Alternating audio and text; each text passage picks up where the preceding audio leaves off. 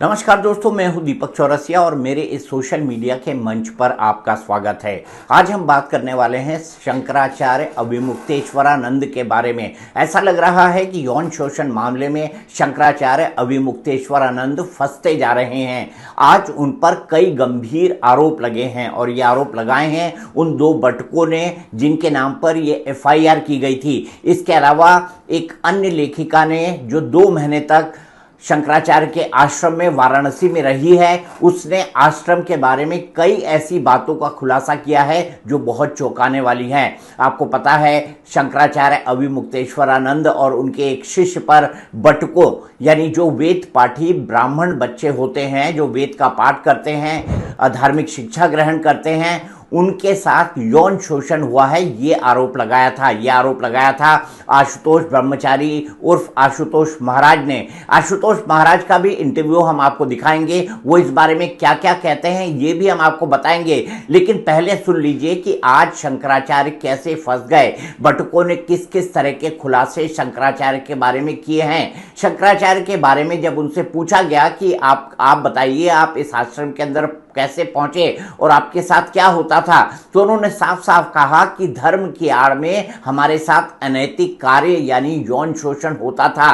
कौन ये करता था, जब उनसे ये सवाल पूछा गया तो इसमें उन्होंने साफ साफ अविमुक्तेश्वरानंद और उनके एक शिष्य का नाम लिया। उनका कहना है कि हमें डराया धमकाया जाता था, डराने धमकाने के साथ हमको आश्रम के अंदर रखा जाता था और बार बार हमारे साथ यौन शोषण किया जाता था, हमारे साथ जो है गलत काम किया जाता था, अप्राकृतिक संबंध बनाए जाते थे। ये भी दावा उन बटुकों ने किया है। सबसे बड़ी बात इसमें यह है कि बटुकों को मेडिकल एग्जामिनेशन के लिए ले जाया गया था और हालिया रिपोर्ट ये कहती है कि मेडिकल एग्जामिनेशन के अंदर बटुकों के साथ शारीरिक शोषण यानी यौन संबंध बनाने की, उनके ऊपर यौनाचार की पुष्टि हुई है, जो शंकराचार्य को बहुत बड़े कटघरे में खड़ा करती है। मामला पॉस्को का है। पॉस्को के मामले में उम्र कैद तक की सजा होती है। ये बच्चे अभी नाबालिग हैं, इसीलिए पॉस्को का एक्ट लगाया गया है और आने वाले समय में ऐसा लगता है कि ये मामला जिस तरीके से बढ़ता जा रहा है,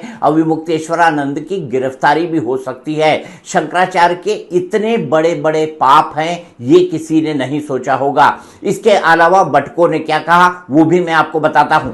बटुकों से यह सवाल भी पूछा गया कि आखिरकार आपको कौन प्रताड़ित करता था। इस सवाल के जवाब में बटुकों ने साफ साफ शंकराचार्य अविमुक्तेश्वरानंद और उनके एक शिष्य मुकुंदानंद का नाम लिया है। उनका कहना है कि ये दोनों हमारे साथ यौन शोषण करते थे, ये सब धर्म की आड़ में होता था, ये गुरु दीक्षा के नाम पर या गुरु दक्षिणा के नाम पर होता था। अगर ये कहा जाए तो गलत नहीं होगा।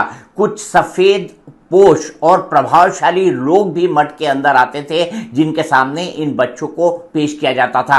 बटुकों से यह सवाल भी पूछा गया कि आप वहां कैसे पहुंचे और आपको वहां पर कैसे रखा गया, तो उन्होंने बताया कि उन्हें बिहार और राजस्थान जैसे राज्यों से धार्मिक शिक्षा के नाम पर इस मठ के अंदर लाया गया था और ये मठ के अंदर ही रहते थे। उनका साफ साफ कहना था कि उन्हें मठ छोड़ने की अनुमति नहीं है या मठ से आने जाने की अनुमति नहीं थी। ऐसे में मठ में रखने के लिए उन पर दबाव डाला जाता था, उनका शारीरिक शोषण किया जाता था और साथ ही साथ उनका ये भी कहना था कि उन्हें चुप रहने के लिए मजबूर किया जाता था। लेकिन मौका पाकर वो इस मठ से निकल भागे। उन्होंने अपनी आपबीती लोगों को सुनाई और उसके बाद ये केस आशुतोष महाराज की एक पिटीशन पर कोर्ट के फैसले के आधार पर हुआ है, जिसमें मैं आपको बता चुका हूं मेडिकल रिपोर्ट्स इन बटुकों की आ गई है, जिसमें यौन शोषण की पुष्टि होती है। यह भी सवाल पूछा गया कि क्या वहां और भी बच्चे हैं जिनके साथ ऐसा होना था।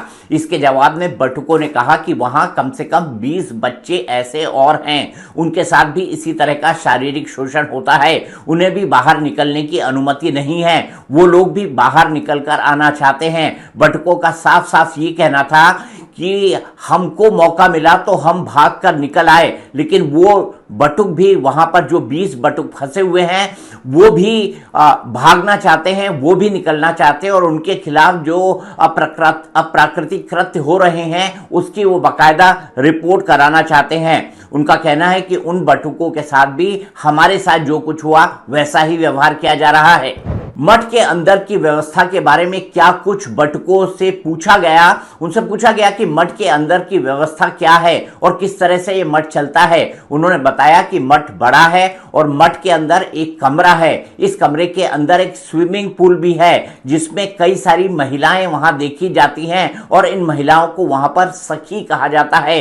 ये अपने आप में एक बड़ी बात है और ये सखियां वहां पर मौजूद रहती हैं और इस कमरे में भी आपत्तिजनक गतिविधियां होती हैं। इस पूरे मामले पर शंकराचार्य का पक्ष भी आया है। शंकराचार्य ने साफ साफ कहा है कि उनके ऊपर जो आरोप लगे हैं वो झूठे हैं, वो भ्रामक हैं, जानबूझ के उन्हें टारगेट किया जा रहा है और वो इन तमाम आरोपों को राजनीतिक मानते हैं। उनका कहना है कि हिंदू धर्म का चोला ओढ़े कुछ लोग जानबूझकर शंकराचार्य और सनातन को बदनाम करने के लिए इस तरह की हरकतें कर रहे हैं। इस बीच एक नया नाम भी सामने आया है। ये नाम है भूमिका द्विवेदी का।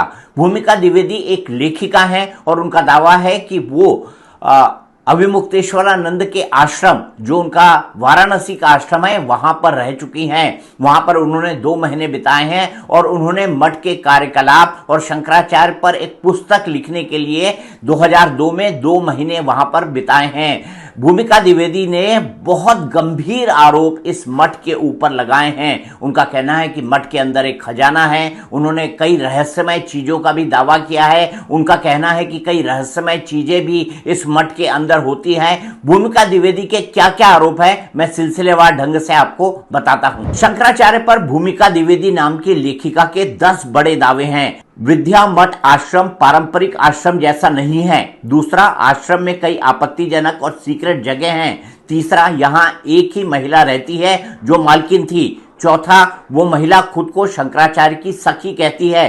पांचवा, आश्रम में लगभग 20 बच्चे रहते थे। छठा, बच्चों को अभिभावकों से बात करने की अनुमति नहीं थी। सातवां, जब शंकराचार्य आश्रम आते तो सिर्फ बच्चे और वो महिला होती। आठवां, बाकी सभी लोगों को यहाँ से हटा दिया जाता। नौवां, मठ में सबसे ऊंचे फ्लोर पर किसी को जाने की इजाजत नहीं है। 10वां, मठ के भीतर बहुत बड़ा खजाना है। अब सवाल यहाँ पर कई सारे खड़े होते हैं, क्या भूमिका द्विवेदी के इन आरोपों के ऊपर भी सरकार या फिर जो अथॉरिटीज हैं वो ध्यान देंगी? अब सवाल यह है कि उनका जो मठ है, स्वामी अविमुक्तेश्वरानंद, इस मठ के बारे में ये कहते हैं कि जैसे बाकी मठ होते हैं वैसे ही उनके मठ हैं। अब सवाल यहाँ पर ये खड़ा होता है कि इन आरोपों के बाद स्वामी अविमुक्तेश्वरानंद के खिलाफ जो जांच की जा रही है उस पूरी जांच में किस तरीके से इन्वेस्टिगेशन आगे बढ़ेगी, क्योंकि जो आरोप शंकराचार्य उनके मठ पर, उनके कामकाज के तरीकों पर, उनके क्रियाकलापों पर भूमिका द्विवेदी ने लगाए हैं या फिर बटुकों ने लगाए हैं वो बेहद गंभीर है। ये बताती है कि शंकराचार्य जो है उन्होंने कई पाप किए हैं। अगर मैं पाप शब्द कहूं तो गलत नहीं होगा। शंकराचार्य को इन आरोपों से खुद को पाक साफ साबित करना होगा और ये बात बेहद महत्वपूर्ण हो जाती है क्योंकि अब ये पूरा मामला पब्लिक की नजर में है। इस पूरे मामले पर देश भर में बहस चल रही है। एक शंकराचार्य के ऊपर ऐसे आरोप क्यों लगे? सवाल यहाँ पे खड़ा होता है। एक पुरानी कहावत है अंग्रेजी की, seizures wife should be above all doubt, लेकिन शंकराचार्य अभी शक के दायरे में है, शक के दायरे से बाहर नहीं है। वो कैसे अपने आप को आरोप मुक्त सिद्ध करते हैं ये सबसे बड़ा सवाल होगा। लेकिन आने वाले समय में शंकराचार्य की मुश्किलें बढ़ने वाली हैं। मेरा ये वीडियो आपको कैसा लगा? आप इससे जुड़े किन किन शख्स के इंटरव्यू देखना चाहते हैं? क्या आप चाहते हैं कि मैं अविमुक्तेश्वरानंद से बात करूं तो मैं उनसे भी बात करूंगा। और साथ ही साथ जो है आप कमेंट बॉक्स के अंदर अपनी राय जरूर दें, लाइक करें, सब्सक्राइब करें और शेयर करें। आज के लिए नमस्कार।